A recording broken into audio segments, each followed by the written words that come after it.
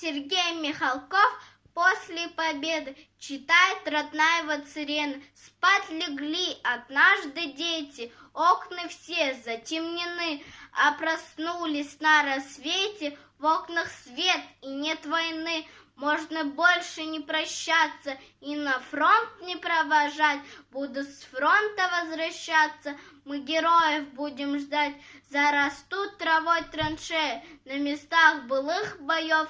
С каждым годом хорошее станут сотни городов. И в хорошие минуты вспомнишь ты и вспомню я, как от вражьих полчищ лютых очищали мы края. Вспомним все, как мы дружили, как пожары мы тушили, как у нашего крыльца молоком парным поили, посидевшего от пыли утомленного бойца. Не забудем тех героев, что лежат в земле сырой, жизнь отдав на поле боя, за народ, за нас с тобою. Слава нашим генералам, слава нашим адмиралам и солдатам рядовым, пешим, плавающим, конным, утомленным, закаленным. Слава павшим и живым, от души спасибо им.